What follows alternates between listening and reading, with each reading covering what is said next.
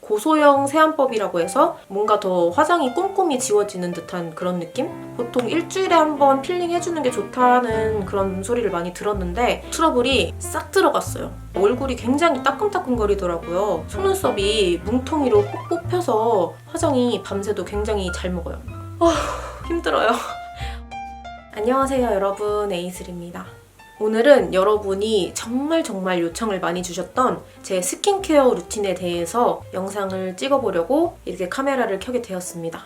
저는 옛날부터 그렇게 크게 화농성 여드름이 난다던가 여드름이 그렇게 나는 피부를 갖고 있진 않았는데 최근에 미세먼지도 정말 심해지고 또 마스크도 장시간 동안 착용을 해야 되고 또 한 3, 4년 전부터 제가 밤낮이 자주 바뀌면서 피부 밸런스가 좀 많이 망가졌는지 피부가 자주 뒤집어지고 미간을 포함해서 이렇게 나비존에 여드름이 굉장히 많이 나더라고요. 근데 그렇게 자주 뒤집어지기도 하지만 또 제가 노하우가 생겨서 금방 되돌리는 스킨케어 루틴들을 또 찾아냈거든요. 일단 본격적인 영상에 들어가기 앞서 제 피부 타입은 미간, 코, 그리고 나비존, 턱 쪽 해서 모공이 굉장히 넓은 건성 민감성 피부이고요. 어릴 때는 모공이 그렇게 크지 않았는데 제가 한 초등학교 6학년 때 블랙헤드를 보고 너무너무 제 코에 이런 게 있는 게 싫어서 손으로 막 짰었거든요. 그래서 그 뒤로 모공이 굉장히 넓어지게 되었습니다.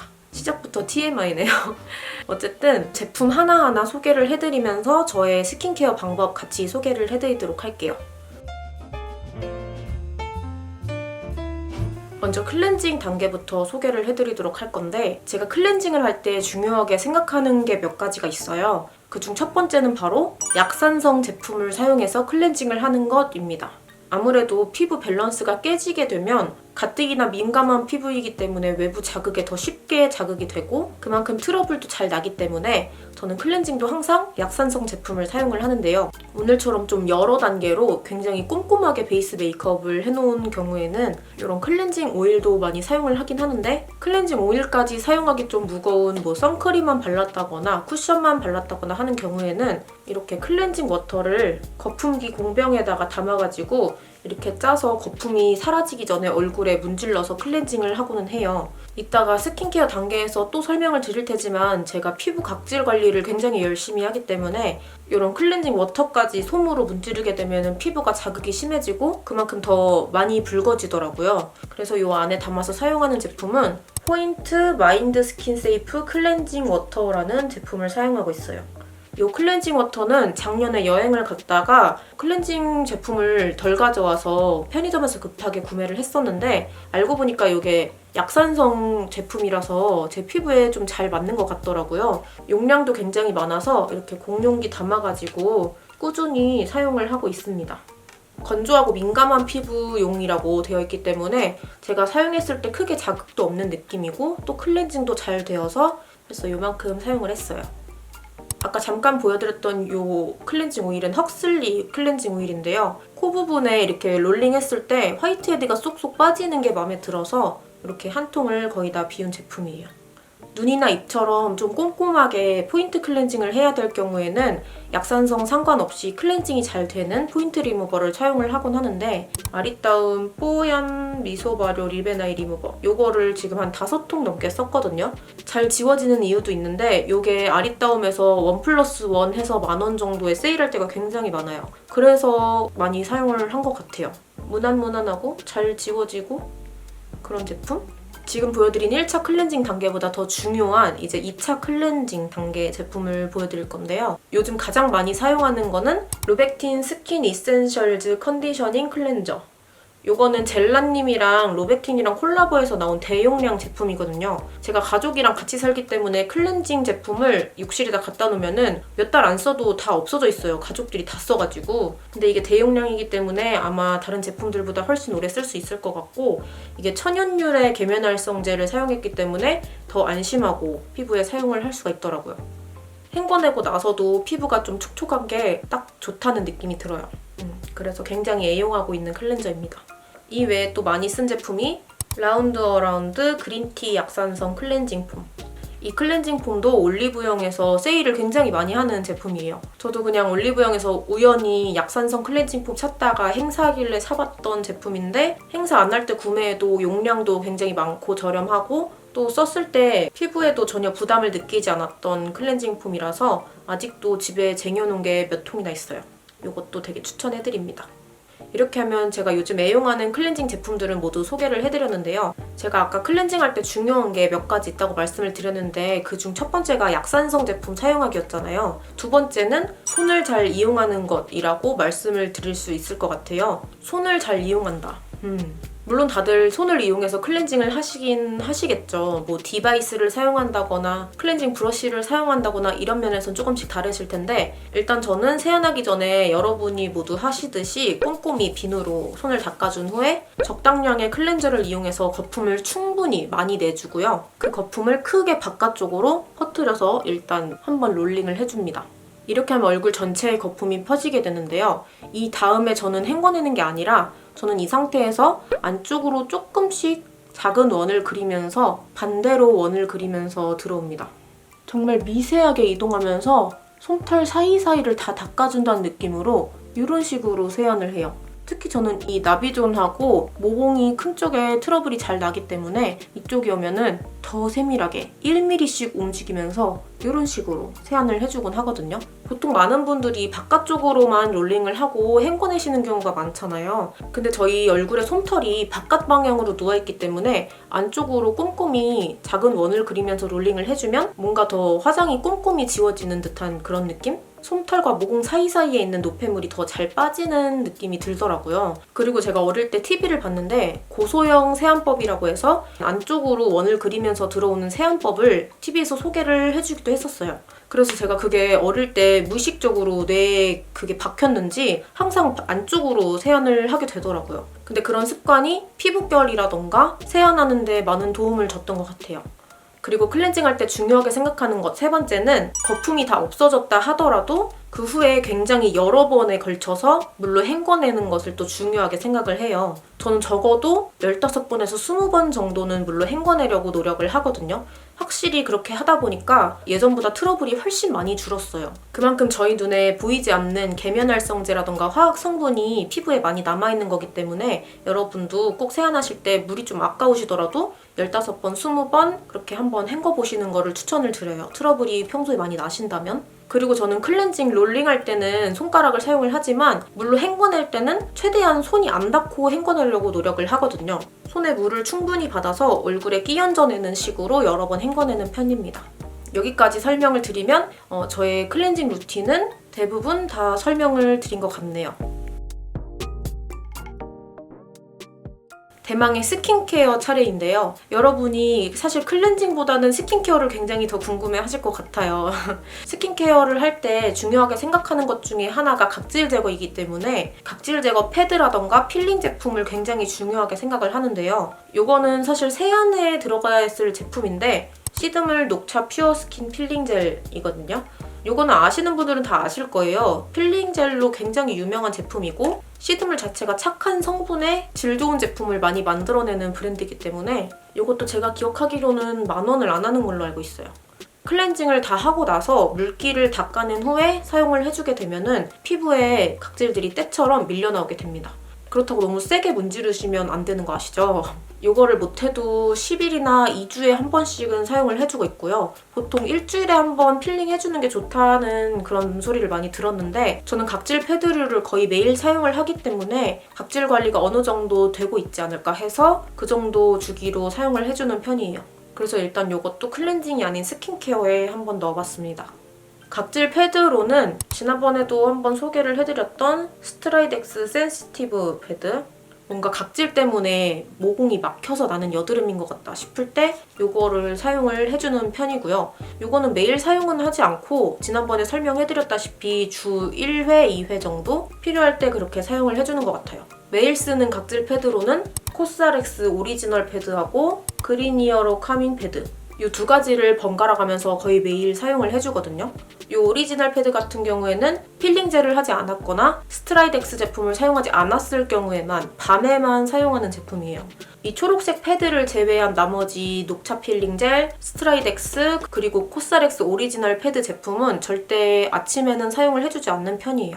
아침에 이런 필링 젤이라던가 아니면 이런 화학적으로 필링이 되는 패드 제품을 사용을 하게 되면 피부가 그만큼 얇아진 상태이기 때문에 더 자외선이라던가 미세먼지에 쉽게 노출이 되고 더 자극을 크게 받을 수가 있다고 생각을 하거든요. 그리고 밤에 필링을 해놓고 이제 크림이라던가 에센스류를 얹고 자게 되면은 영양 성분이 안쪽으로 더 잘 침투가 되겠죠. 그래서 이런 제품들은 보통 밤에 자기 전에 사용을 해주는 편입니다.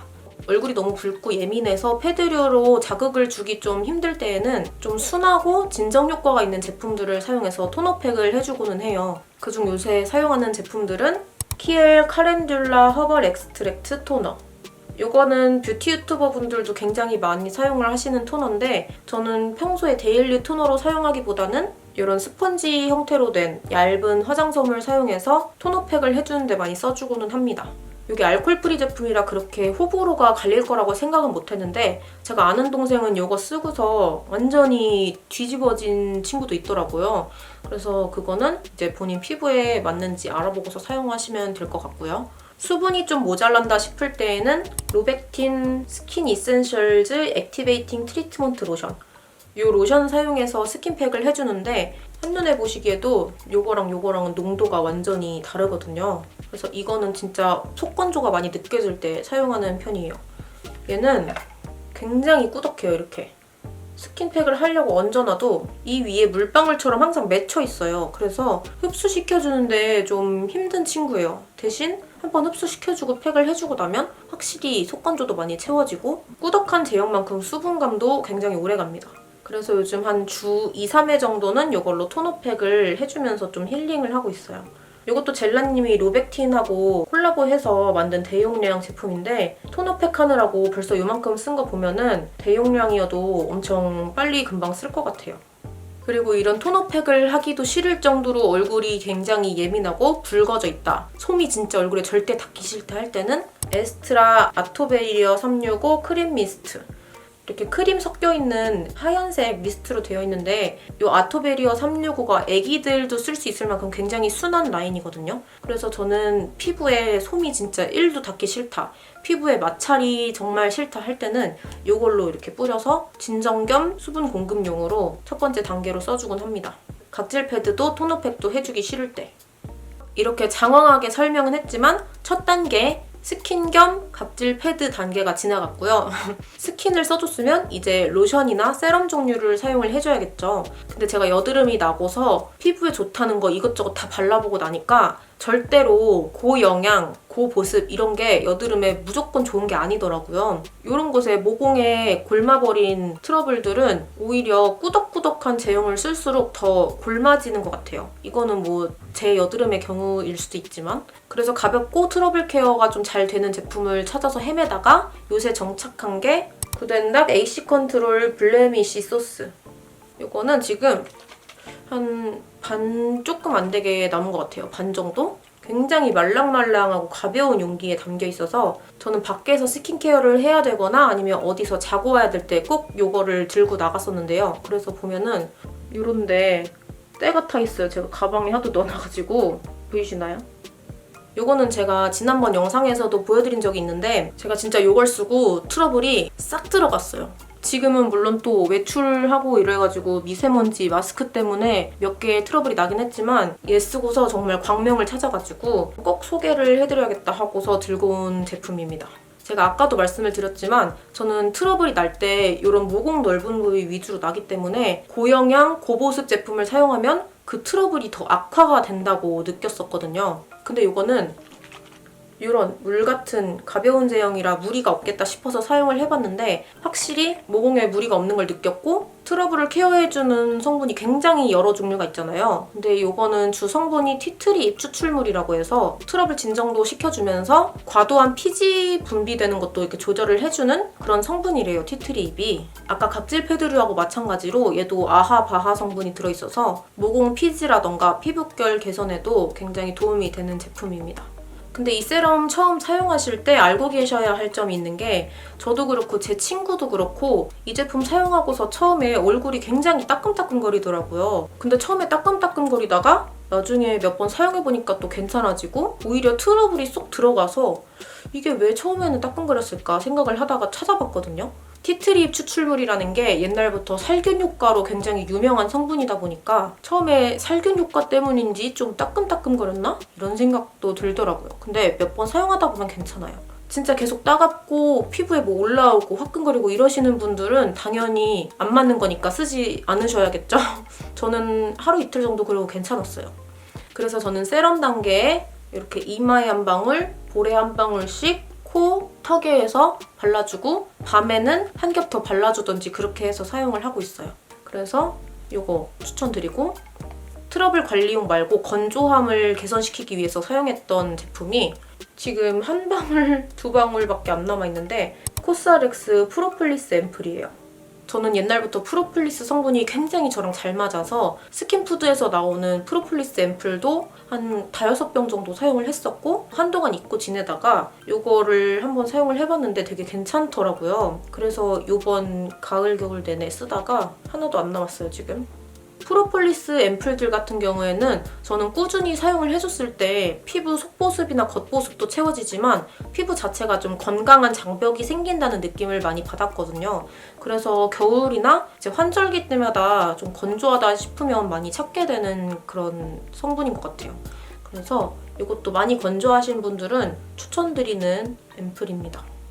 피부 각질도 정리해줬고 앰플이나 세럼으로 영양이라던가 트러블 관리도 해줬고 마지막으로 수분을 가둬주는 크림을 사용을 해야겠죠. 요즘 정착한 크림은 피지오겔 레드 수딩 AI 크림. 이것도 이 앰플이랑 같이 하도 갖고 다녀서 이렇게 가방에서 얼룩이 잔뜩 묻었어요, 지금.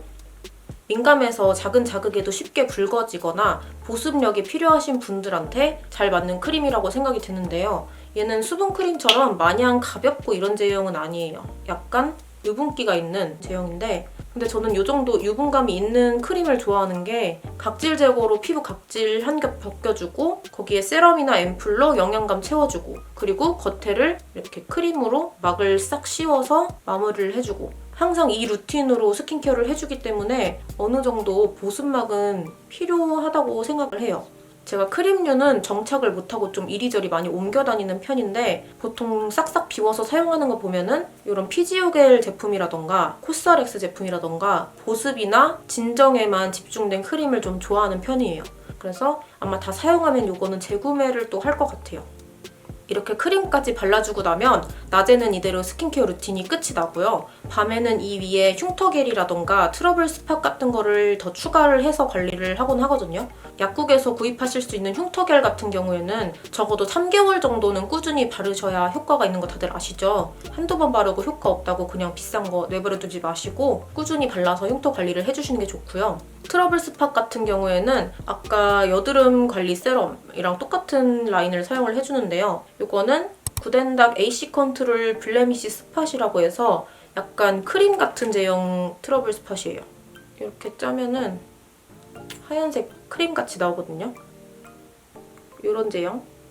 요거는 저는 트러블로 인해서 이제 붉게 색소 침착이 일어난 부분이라던가 트러블 올라오려고 좀 붉게 간지럽고 열감 올라오는 부분 그런데 예방 차원으로도 발라주는 제품인데 아까 이 블레미시 소스보다 티트리 추출물 함량이 훨씬 높아요. 그래서 티트리 성분이 잘 맞는지 안 맞는지 먼저 체크를 하신 다음에 구매를 하시는 게 좋고 티트리 추출물 말고도 색소 침착을 개선해주는 성분도 들어있기 때문에 저는 낮에 만약에 바르게 되면 얇게 발라서 그냥 크림처럼 흡수시키고 밤에는 하얗게 듬뿍 얹고서 다음날 일어나 보면 그래도 붉은 부분이 좀 가라앉아 있더라고요. 그렇게 사용을 하는 편입니다.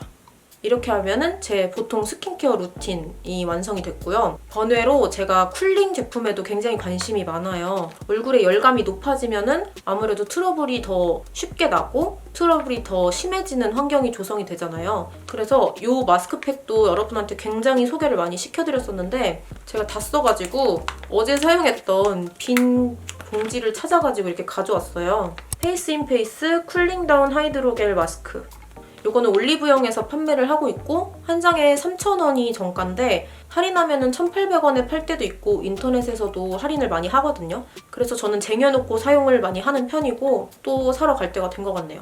이 마스크팩이 시트 마스크가 아니라 하이드로겔 마스크라서 피부에 마찰도 좀 적잖아요. 그래서 확실히 자극이 좀 덜하다고 느꼈고 민트 오일이 들어있어서 팩 해줄 때나 하고 나서 얼굴이 박하사탕 먹은 것처럼 되게 시원해요. 열감을 확실히 낮춰주다 보니까 트러블 주변에 있는 붉은기도 확실히 가라앉고, 밤새고 나면은 모공이 열려서 화장할 때 모공 뽕뽕 뚫려있고 되게 화장도 안 먹고 그렇잖아요. 그럴 때 요 팩 하나씩 해주고 화장하게 되면은 모공이 차가워서 싹 닫히면서 화장이 밤새도 굉장히 잘 먹어요.